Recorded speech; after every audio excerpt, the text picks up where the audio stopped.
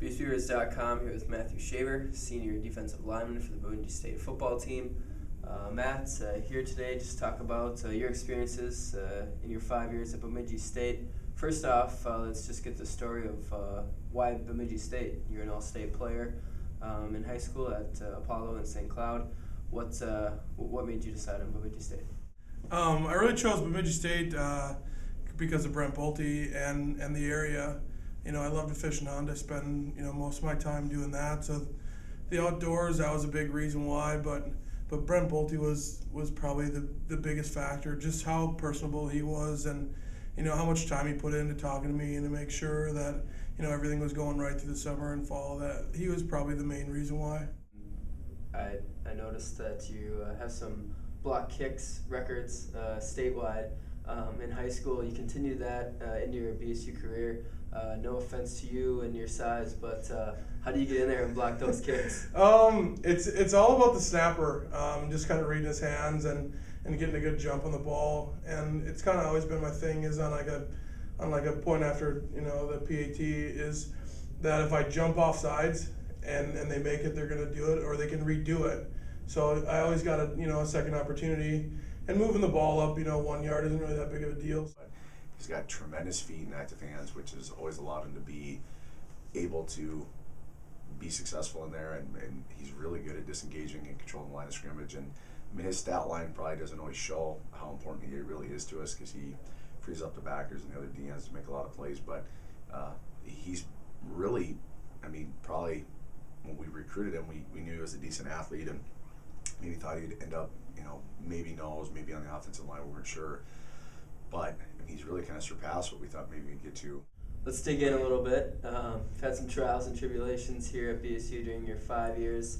Just kind of walk us through, let's start with just sort of your red shirt and freshman year and just getting used to college as well.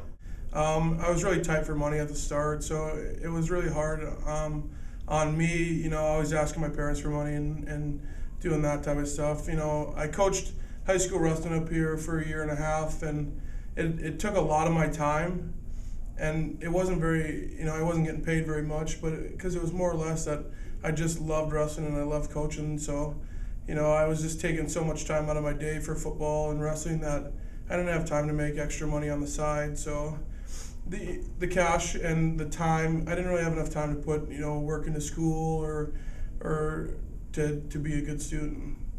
You had an opportunity to go into the military.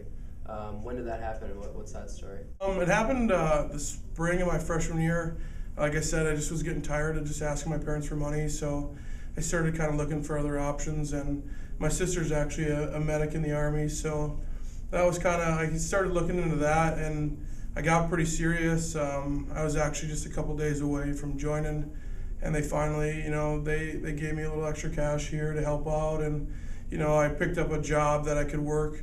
So they kind of just helped me through that with the money reasons, just so, that I could stay around and I could keep playing. So after all that's happened the last 5 years, you still have a drive to volunteer your time, despite all the things that you're having to balance.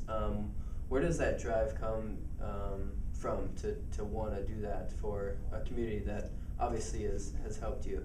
I guess that, once you see so many people, help you and make sure that you're successful, you kind of catch on, and it becomes a bug. You just want to give back and you want to do the same thing. So, helping out through the community and through, these things and that things, it's just a virus. You catch it and you just want to keep doing it. Obviously, you've had these off-field things to deal with. You've had some education, just roadblocks.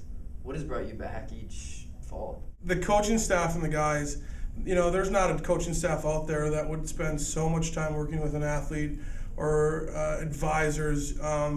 They hooked me up with a teacher who helps me so much.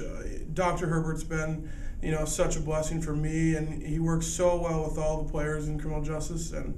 And Coach Bolte, he spent so many hours. It's almost hard for me to believe that he spent that much time on his athletes just to keep me around. It makes me feel part of the family, And I think that's one of the big reasons why that I've been so successful up here. Matt's a unique kid, that's for sure. But I think with him, it goes back to more just his personality of, he's just a fun-loving, open type of kid, and at times it's hurt him because he hasn't taken classroom stuff as seriously as he should, and some of the other things. And he's matured a lot the last couple of years, and especially he's always been a smart football player. But I think the other side of stuff, he grew up a little bit and has been able to be more successful as he's gotten older. We just talked a lot about where he wanted to get to, and with him it was just focusing on the path that he thought he could get to, and he just kind of got behind the 8 ball a little bit and viewed things as not being attainable for him, and then just had to explain there was some light at the end of the tunnel for him, which was just a slight glimmer at times. It was like, wow, he got himself really behind, but he's always been able to kind of work his way through it, and I'll be pretty proud when he walks across the stage. That's for sure. He earned his degree. That's for sure. What is it like, sort of taking a second to look back and seeing everything that happened in the last 5 years, and knowing that you're going to be able to finish your career here at Bemidji State? It feels great to finish my career up here at Bemidji State, and I couldn't do it without the guys.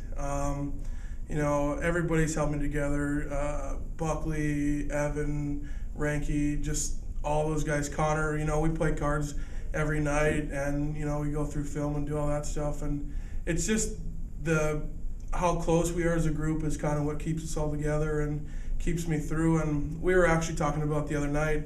I was walking out of dinner, and I said, Buckley, if you look back now, would you still play up here? And both of us said right away in a heartbeat, there's no other way I would want to spend my 5 years.